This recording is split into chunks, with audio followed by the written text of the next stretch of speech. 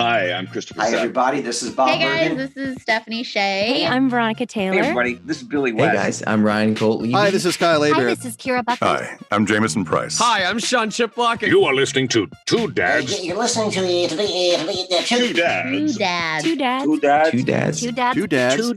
dads. And a podcast. A couple of dads on a podcast. Yes, I feel powerful. What's up? How's it going? You guessed it. It's another episode. How you doing, buddy? I'm doing pretty good. This will be a fun episode. We're doing sidekicks because we are each other's favorite sidekicks. So We're not on each other's lists, though. No, because this is cartoon sidekicks we're doing, and we are not currently cartoons. This episode, we're did doing cartoon television sidekicks for this. And quite really the name, quite the limitation there. But there's just so many sidekicks. There are a ton. There are a ton of movie ones. There are a ton of. We'll get into DC and Marvel separately. Oh yeah, I'm sure. We're gonna have different superheroes, movies. Honestly, we could probably split movies into various subcategories as well, just because of how many there are. Yeah, because I went through like cartoon sidekicks, and there are a bunch. There are a bunch you could consider sidekicks, you know. Oh yeah. Using the term loosely as to describe supporting characters. Yeah, like Dory from Finding Nemo. From Finding Nemo, but technically sidekick in her movie Dory. She's no longer the sidekick. She is. She was a sidekick at one point, and then she has a sidekick. Yeah, she graduated. So I will go ahead and start us off with my number 5. I chose a character that's very near and dear. And that would be Norville Shaggy Rogers. Shaggy from Scooby-Doo, obviously. Why? Because he always has the dankest weed, the best snacks, and he's from Coolsville, Ohio. Which, yes, Coolsville, not a real place. No, but Ohio is a real place. If you didn't know, so I thought Coolsville was the real place, not Ohio. Nope. I've always loved Shaggy. Obviously, I loved Scooby-Doo when I was little. I'm not as big of a fan of the live action, but the cartoons are always solid. Obviously, Zombie Island was like the coolest movie ever. You had that was easily the best movie. Casey Kasem, and now we've got Matthew Lillard, who does a fantastic job with it through the majority of this new iterations from 2010 to now has been his solid chunk. And then he's done obviously some work before that, filling in for Casey Kasem at times. We even had our pal Billy West. Billy West did the voice in Zombie Island. The best movie out there. Yeah. So if you don't know anything about Scooby-Doo, they are teenagers who solve mysteries and piss off adults. It was created in 1969 by Joe Ruby and Ken Spears, and it's really just been kind of a staple ever since. Yeah, but I don't see Scooby-Doo going anywhere. It's staying strong. Yeah, and they're still doing more and more with it now too. So and it's got its own comic book series and everything. Man, the Scooby Apocalypse is messed up. That's like the sci-fi one. It's messed up. You should read it. It's great. And they're still doing on the comic books. They're still doing superhero crossovers and stuff like that too. So it's interesting. Keep an eye on it. Definitely. I don't know what news coming out, but I know the Halloween movie came out a year or two ago, and that one had Scarecrow in it, and that one was actually pretty fun. Yeah. We like that one. Yeah, that one was pretty good. So, what did you go for number 5?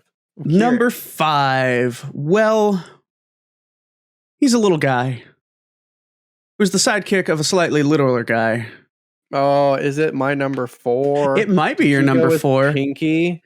Narf. Yes. That was exactly what I picked. He is so. You know what?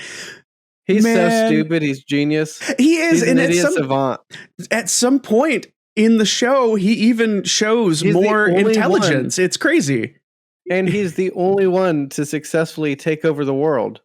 He is. I mean, he sold his soul to do it, but yeah, He did it for Brain because he he is did it such a for pure- Brain. He is. He's so pure. He's voiced by Rob Paulson, who is Yeah, it's one of the legendary. greats. Yeah. Yes.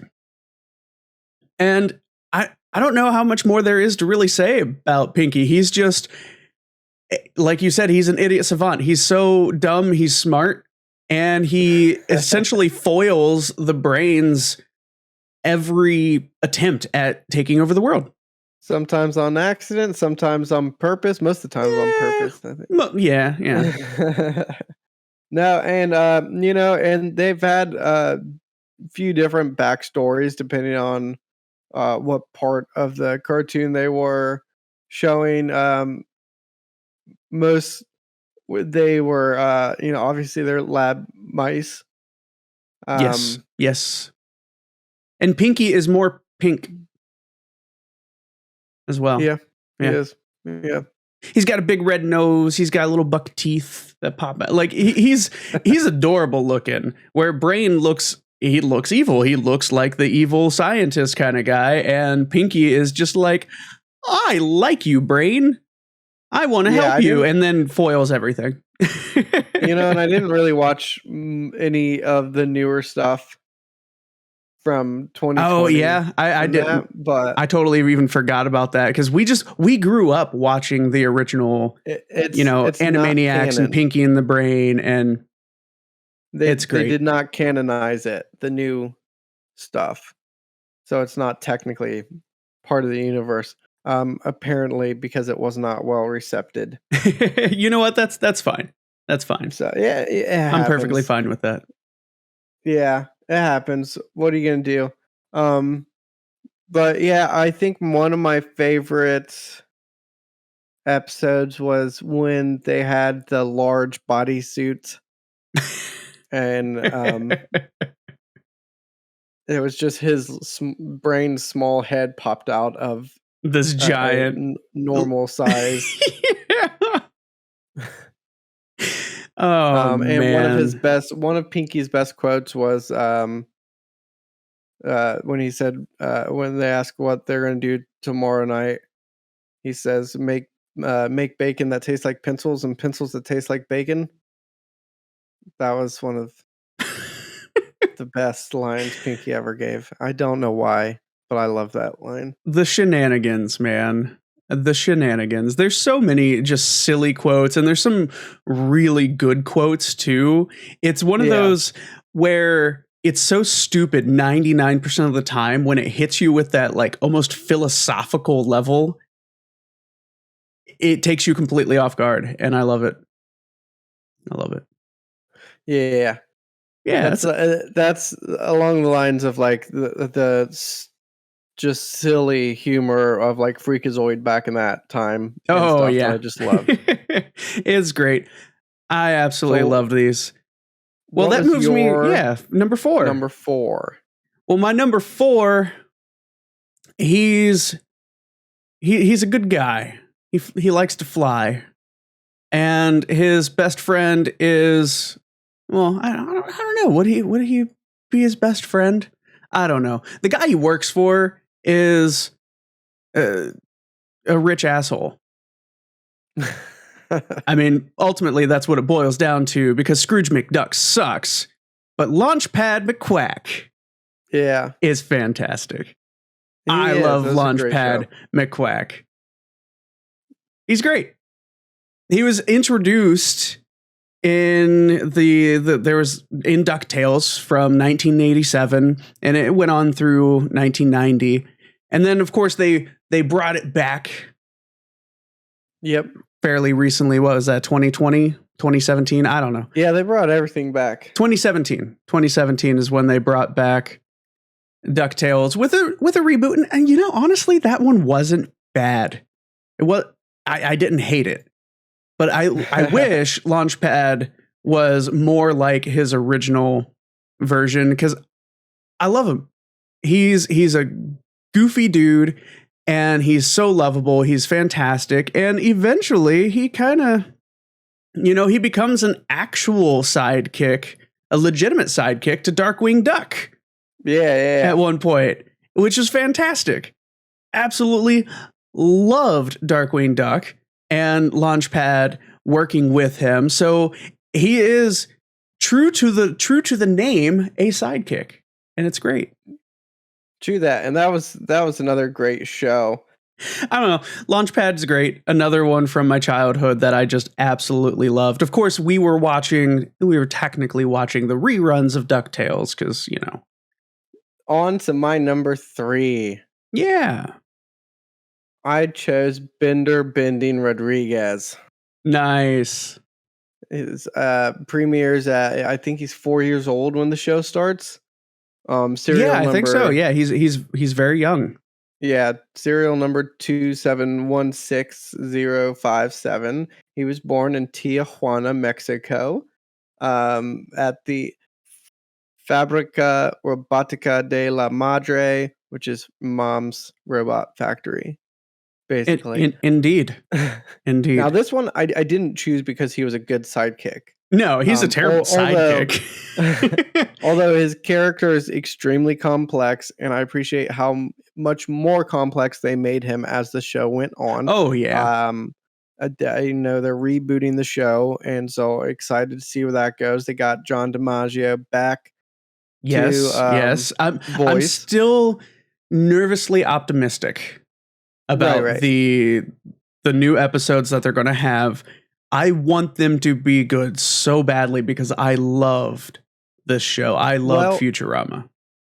Yes, and it's scary to reboot anything, but this is nothing that Futurama is new to because they were canceled on 2 separate occasions. Yep. During their run, they even go meta and stuff. Yeah, and they even go meta a couple times in referencing their own cancellations in the show a few times. It's great. So, and Matt Groening and David Cohen are really good at what they do. So I assume it'll be well received and well produced. I don't see it getting worse than what it was towards the end. And it was good towards the end. At the end, I liked it a lot. But this show, I haven't watched the show in forever because at one point my son, when he was about 4 years old, started running around telling people to bite his shiny metal ass.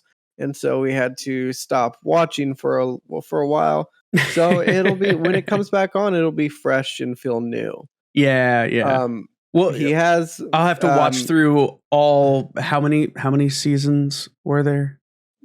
Oh shoot, I don't know. A lot. Because when you include the movies, depending on who's streaming it at the time, depends on how many seasons they're gonna say they had. Yeah, that's true. That is very true. So, because some of them include the movies separately as movies, some of them lumped them together as a series itself.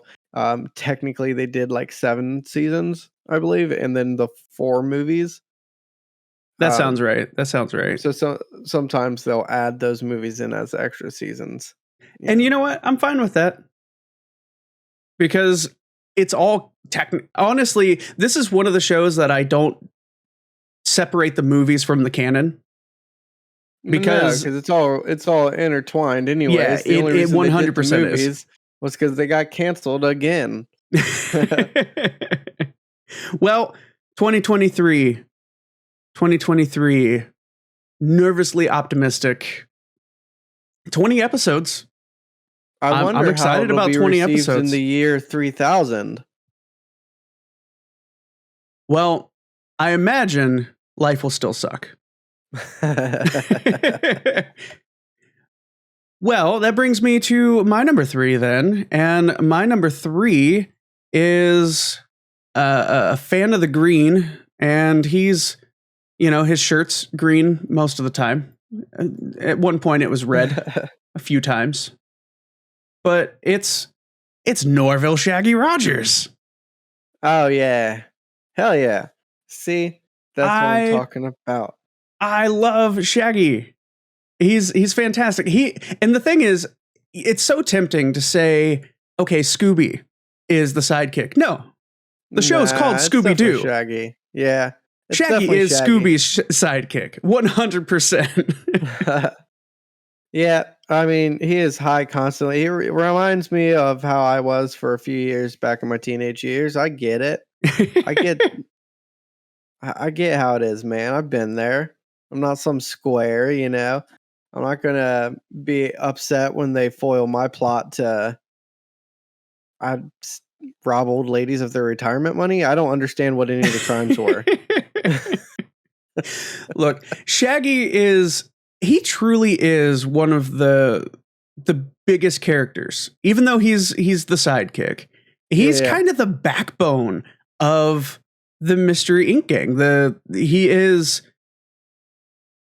probably the most he's obviously the most down to earth character in the entire gang. Man, he's high all the time. He ain't anywhere close to planet Earth. I mean, fair enough. I mean, I didn't say it was our Earth.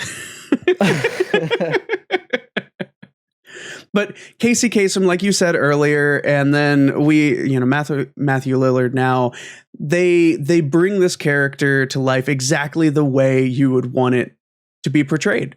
And I absolutely love it. Actually, just the other day, I was talking with my wife. We were talking about the live action movie where Matthew Lillard was Shaggy in the live action. Yeah. And how many adult jokes were actually in that movie? It was kind of crazy. It was, how did they get away with this stuff in a kid's movie? I didn't like the live action movie, and that had nothing to do with his acting, obviously, because he did how many people do you know can do the cartoon and the live action?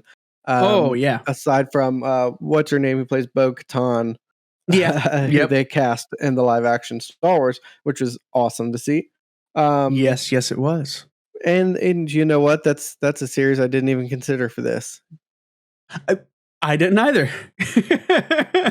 That's fun. You know, we could honestly just do Star Wars sidekicks at some point in the future, because there's so many Star Wars characters. Chewbacca, 3PO, Chewbacca, R2D2. Anyway, yeah. That's not this list. So growing up, honestly, one of the things I liked about Shaggy and Scooby the most was the food. They were always hungry. I was always hungry. Definitely. And they ate these crazy sandwiches, and I sometimes would want to try this crazy shit out. And I have to tell you, it's not as good as they make it look on TV. I don't know. You can make a pretty good Dagwood sandwich. Well, yeah, you can make a pretty good Dagwood sandwich, but some of the stuff they did, tall. It's just harder to eat. Some of the stuff they did, not as good as it looks. Not with that attitude. You gotta put some can-do into that. I mean, they put candy on it. Style.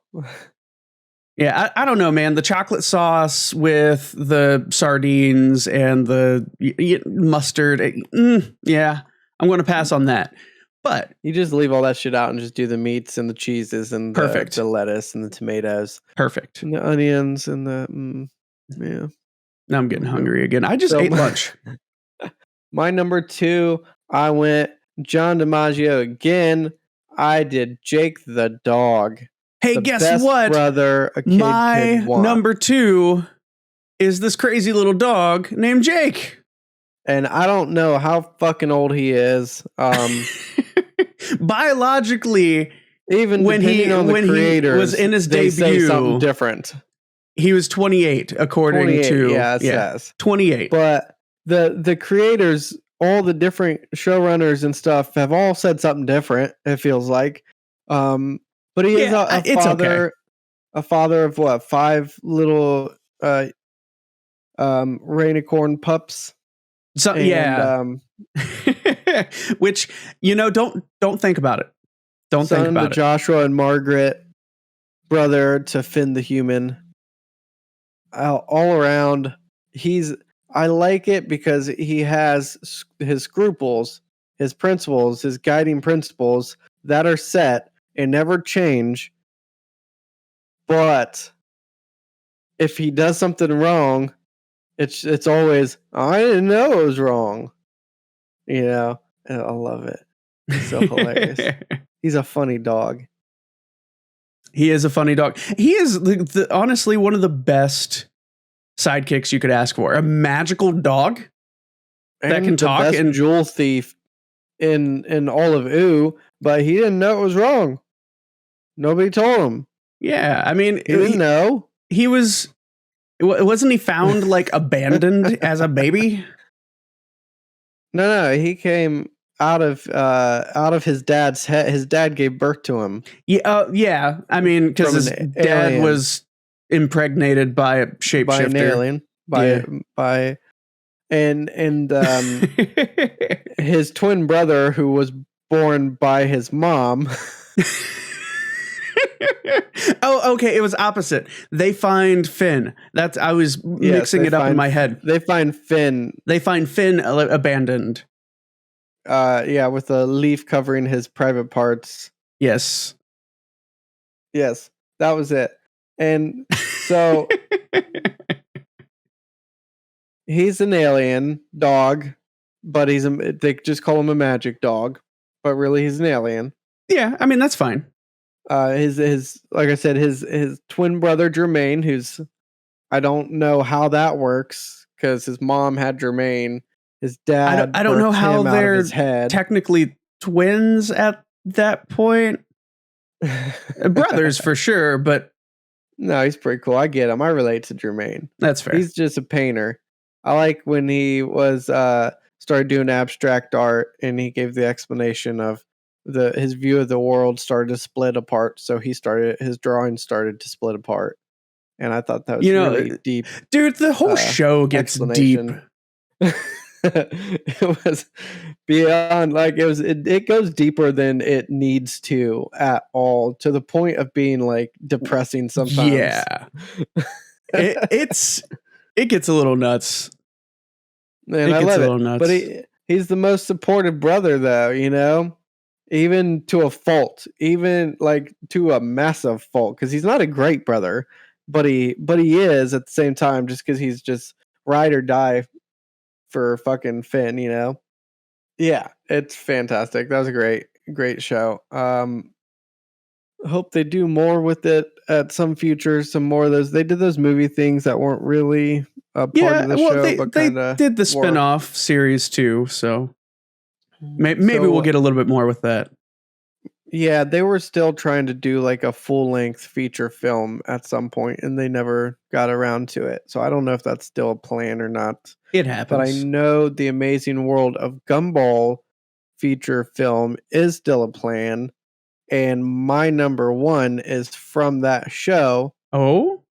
It is Darwin Watterson, the lovable goldfish. Nice. And he is number one because he truly is the purest, like, best person ever. Like, he's just pure happiness and pure joy and pure goodness. He doesn't do anything wrong, and when he does, it's cute as hell. So nobody even gives a shit. He was adopted as a goldfish by the Watterson family, and they taught him to walk and read and talk and learn. His brothers are Gumball, obviously, and sister Anais. Mm-hmm. And then he has Richard Watterson as his father, and I'm gonna blank on mom's name. I don't know. I'm guilty of not actually having really watched a lot of Amazing World of Gumball. It is one of my favorite shows of all time, as far as cartoons go. It grows on you.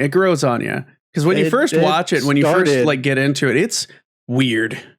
No, I started right off the bat. First time I watch it, I'm like, this show is good. It's ranked up there for me. It's like the top sort of echelon is Adventure Time, Gumball, and the regular show.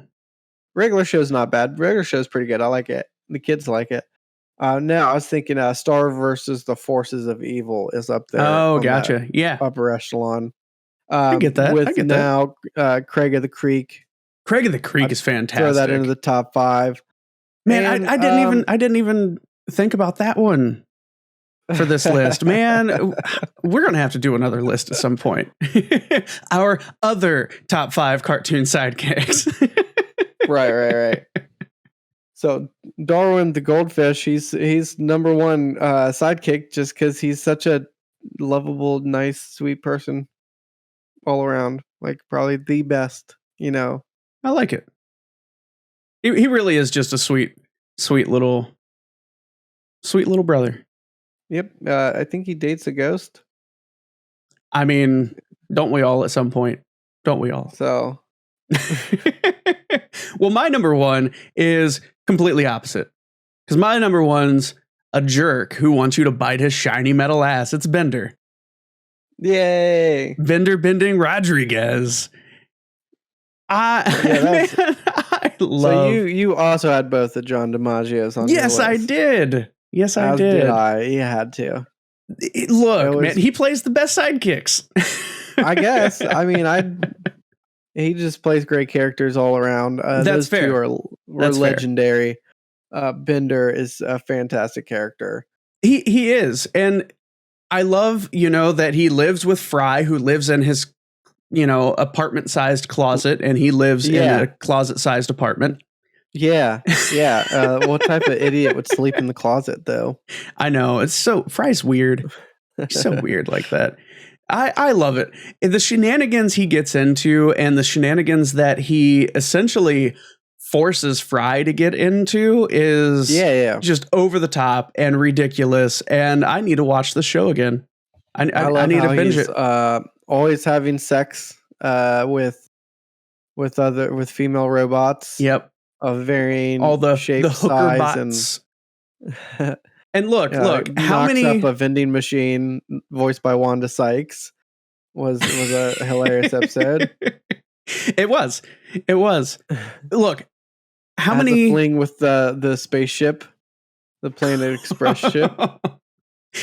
Oh man, their falling out was bad. Yeah, you're going for you started how many? Like 5 times as I keep interrupting you. I did. I was just going to say, how many robots do you know that has over 100,000 terabytes of porn on his hard drive? I'm just throwing that out there. Just throwing that out there. It's an impressive collection. I mean, in the fact that he has that amount and he's not even 10 years old, he literally has to be downloading this at all times. All times. Literally, there's not a moment he's not downloading porn. I was gonna ask if anybody did a simulation of this, but knowing the fact that as in depth as the writers go for this show and how many of them have like PhDs in mathematics and stuff, they probably know the answer to that already. Oh, probably. It's actually possible at his age to have downloaded that much. Well, it all depends on the internet speed of the year 3000. They are in the year 3000.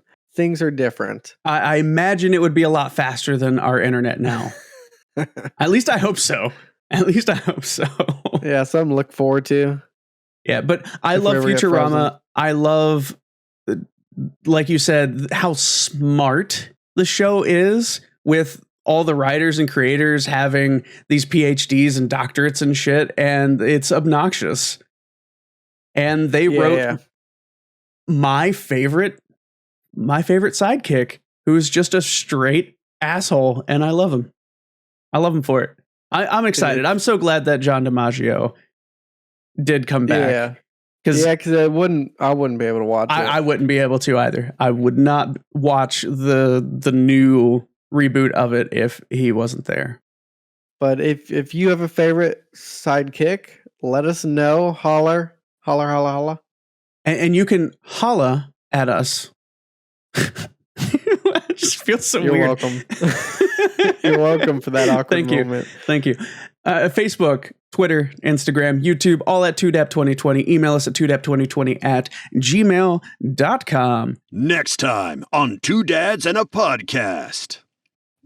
Next time on Two Dads and Podcast, I think we'll go to maybe some sort of Spider-Man villains or villainies of Yeah, sort. we talked about doing that before, and I think that would be a fantastic choice, especially with... Well, and I chose Spider-Man specifically because I feel like he's got the most, and he's got the most crossover into all the other universes.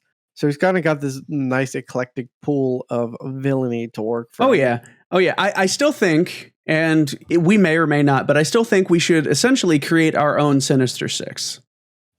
With his villains. You know, we'll do 6. They don't have to be in a specific order, but I want to do 6 Spider-Man villains, create our own Sinister Six, what we would like to see group up and fight. Because there's going to be a couple that are obvious picks for both of us. It's going to happen. Yeah, for sure. It's Spider-Man villains. There's some that are just, they're so big we can't not pick them. But I want to see what our groups would be. All right, sounds good. Same time next week. Same time next week, guys. As always, thanks so much for listening. Love you guys.